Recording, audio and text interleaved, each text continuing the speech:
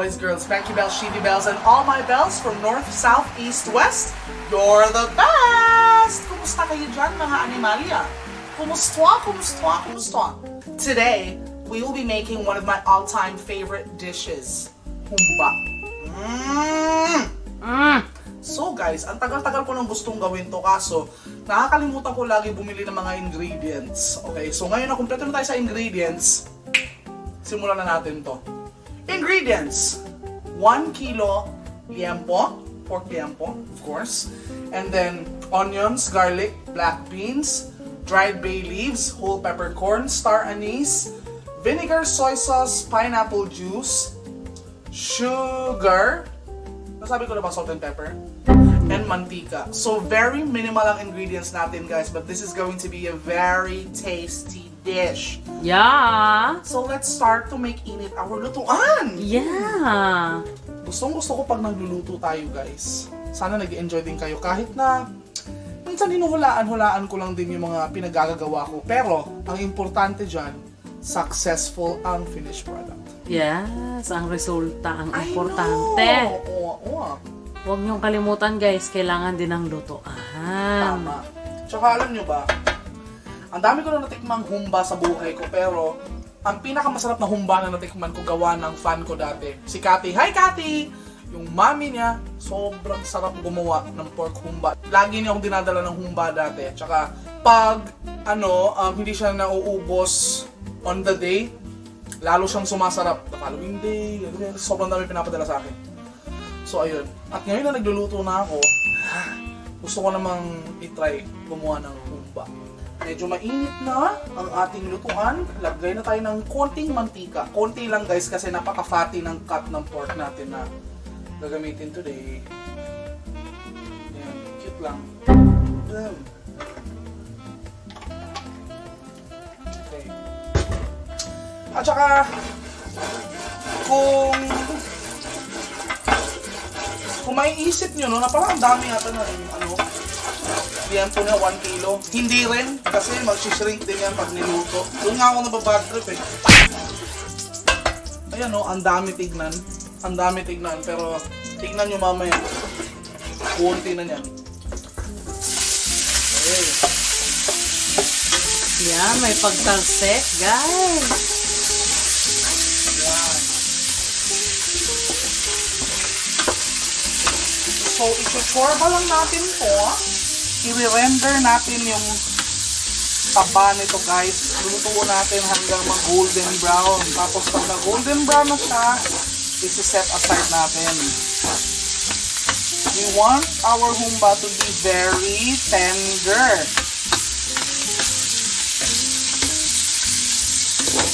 Mas makapal pa sana ng liempo yung gusto ko, kasi ito yung cut na nakuha namin. So, ano mo yun? Ayan. At habang naggaganyan, guys, ang trick dyan para mawala yung lansa at saka para manuot talaga yung lasa, dyan pa lang, lalagyan ko na ng suka to.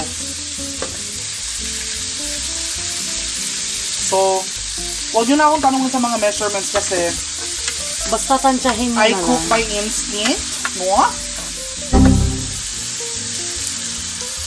Yan. Yun, yung measurement na yan. Yun.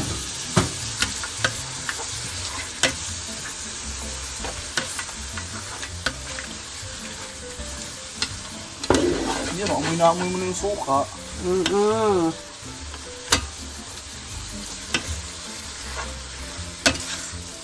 Yan, tapos hayaan lang natin na mag-evaporate.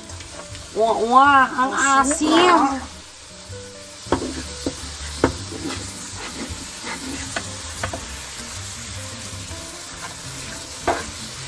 Hayaan muna natin yan.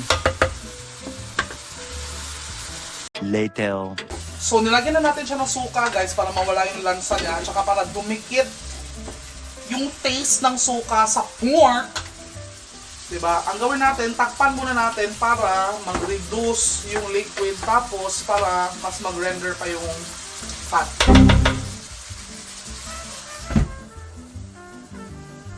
Later. Okay guys, buksan na natin ulit, no?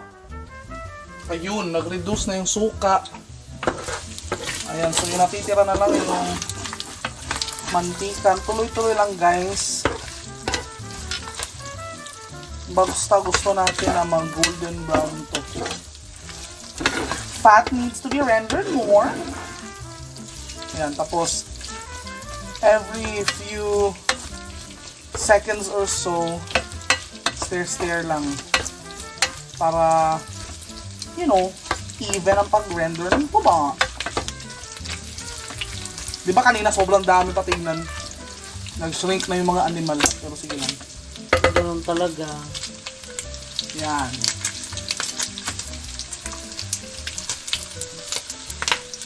Ayan, so kung nakikita nyo guys, medyo nag-golden brown na siya. Pero, konti pa. Pero pinapakita ko lang sa inyo yung progress natin. Yeah. At kung nakikita nyo, itong mga animal na to, nag-shrink na talaga ng tuluyan, no? Oo. Kaya cute lang talaga yung 1 So, kilo. tama lang talaga yung 1 kilo. Yan. Yan yung iba, ano na.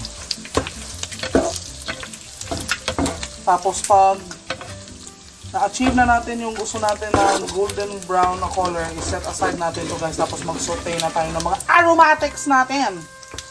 Nagulat ako. Yan. Ayan guys, mas golden brown na siya ngayon. So pwede na natin itong i-set aside. Okay?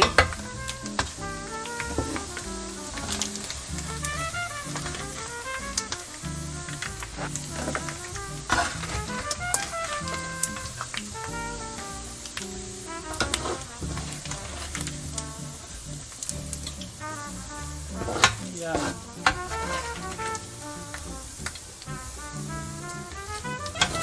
Yan. Okay guys, so na-set aside na natin yung pork natin. Using the same mantika, mag-isa na tayo. Onions first.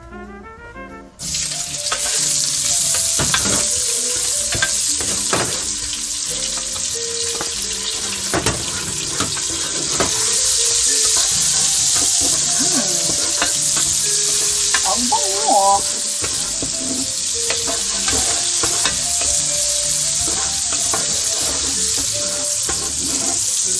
Yan.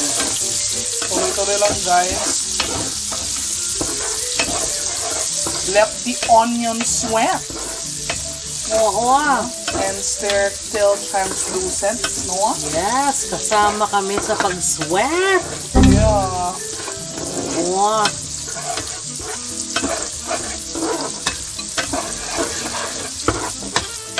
Bango. Sarap, ang daming onions. Yes. Yeah. Gustong-gusto namin guys ng onion at bawang. So, pwede naman hindi yung sundin kung gaano karami yung gagamitin namin. Ay, yung kung gaano karami yung ginagamit namin.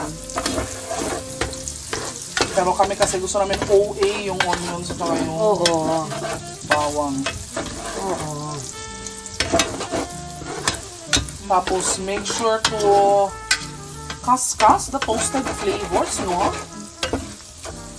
Yan. Nice. Looks nice. Ooh. Parang ASMR yung ano eh, no? Oo. Yung pagkaskas. Yan. So, pwede na nating ilagay yung garlic. Yung garlic ang ginawa ko, hindi ko chinap na maliliit, kinrush ko lang. Yes. Kasi gusto ko may nakakain akong buo mamaya, tapos manamis-namis na siya.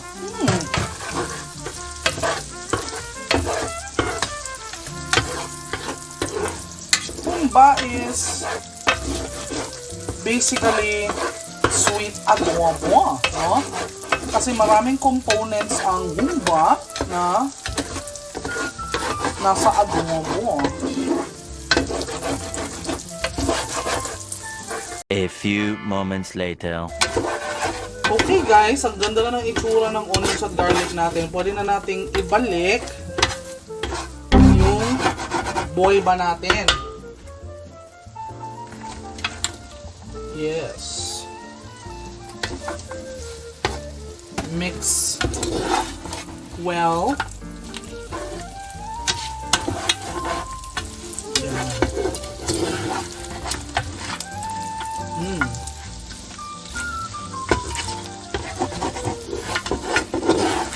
Tapos, lagyan na natin, ilagay na natin ang iba natin mga ingredients.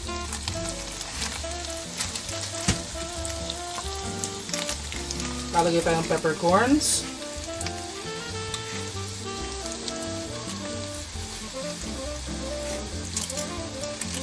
Then, maglalagay tayo ng dried bay leaves.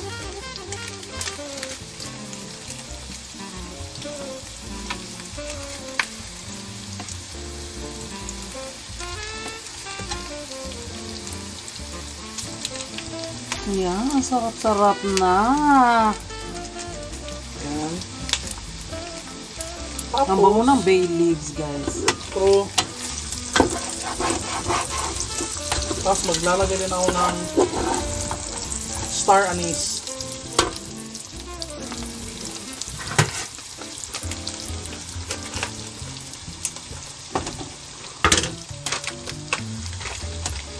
Ang bango ng star anise.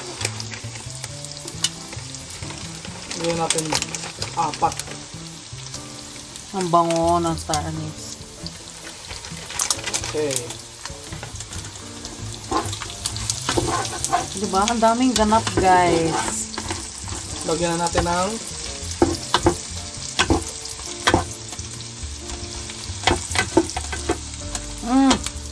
pepper. Again, guys, tikman-tikman nyo. Yun talaga ang sikreto. Mahirap na magbida-bida magluto. Wala palang lasa.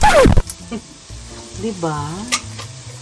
And then, lagyan natin ng sugar. Preferably, mas maganda kung muscovado sugar.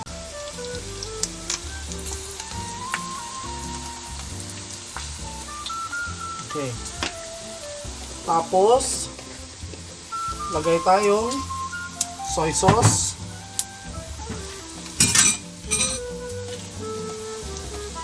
About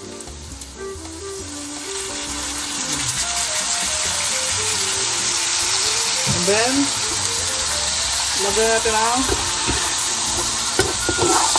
pineapple juice.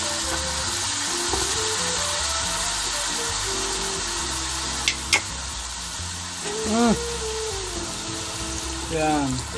Ba't ang sarap ng pineapple juice yun? Ang sarap niyang lutuan. Okay. Yan. So mix guys. Of course, lalagyan pa natin to ng water. Nakakainis talaga, nagsishrink talaga siya yun. Oo nga eh. 2 kilo dapat yata to. Yan, tapos lagyan natin ng salt. Don't forget the salt, guys.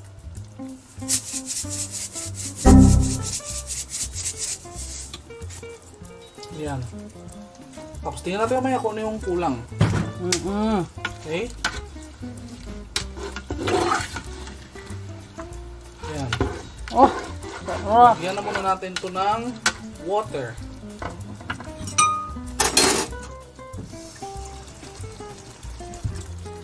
Ito guys, walang eksaktong tansyahan. Kasi lulutuin pa natin yung baboy, isi-simmer pa natin ito. Para lumambot. Para lumambot. Yan. Okay. Secret to Humba guys is slow and slow. Yeah.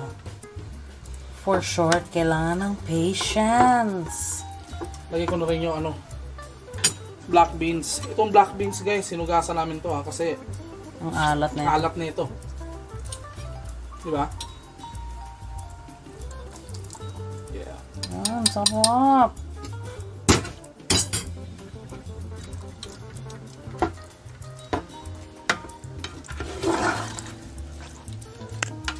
Okay. And then ilagay na rin natin ating banana blossoms. Yes.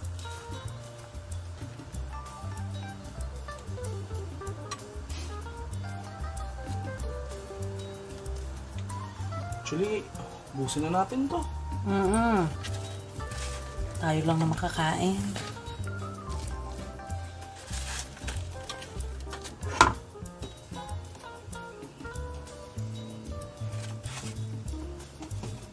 then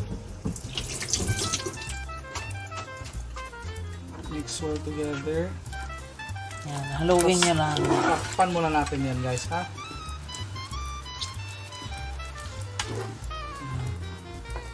So, takpan natin siya for about 40 minutes. Yan, medium to low heat lang guys. Yes, low heat actually. Oo. Yan. Wait. Dagdagan pa natin ng konting water lang just to be sure.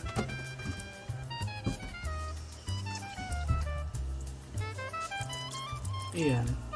Yan. Tapos mamaya, i-check nyo rin para kung matuyuan, dagdagan nyo lang ng water. Oo, mahirap na matuyuan guys. Okay? After nating takpan to, tikman ulit natin. Okay, let's cover this up. And we'll be right back. 2 very boring minutes later. Okay guys, nakalipas na yung 40 minutes. Tingnan natin kung ano na itsura ng humba natin ngayon. Okay. Yes! OM. Hoy! Hoy! Ang sarap-sarap naman. Ang sarap naman na ito. Yan. Ang laka. Yan. Konting tiis lang, ganyan na ang resulta guys. Malambot na ba yung baboy? Pinakuluan namin siya ng 40 minutes and 3 days. Okay, Ay, malambot. Baboy. Malambot na siya, Inspection. ladies and gentlemen. Ay. Ayun. Guys, masarap din to na may boiled egg. Pero again, hindi na kami makapag-antay. Tikman natin, ha? Yes. Let's go. Wow, boy.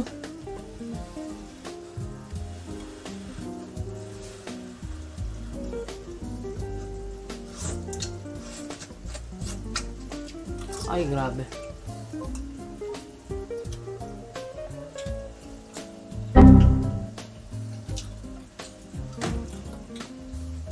Ang sarap. Ang saya rin guys, na natuto na kami magluto. Napakasarap, my God. Eh, syempre, lahat ng kinikrave pwedeng gawin agad. Nagdagan ko lang ng konting sugar. Yan. Konti lang. Tapos, konting pepper. Tapos pwede na to. Yes. Okay. Dash of salt. Last. Perfect na yan. Yan na yun. Yan, so dinagdagan niya lang ng sugar, guys. Yan, so natagdagan na lang ng sugar, ng pepper, and salt. Ayun, oh. And again, tikman-tikman nyo, guys. Mahirap na. Okay ka na ganito, lab? Oo, okay na ako. Okay. 40 minutes na Ikaw, ako nagantay. tikman mo. Tikman mo. Tikman natin.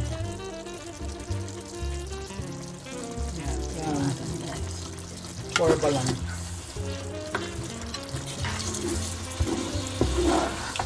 Oh my God, ang sarap. Oh my God. Na-excite na ako. Okay, patayin na natin to. Sobrang malasa. Ang sarap, guys. Paparest na lang natin to. Naku, may parest pa. Oo. Diyos ka. Ang sarap.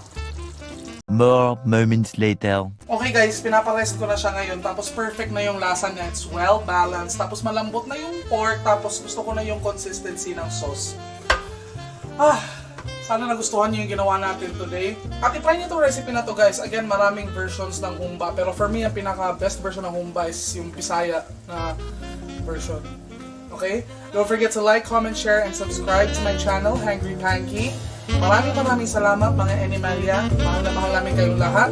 Happy eating! Bye-bye! Bye!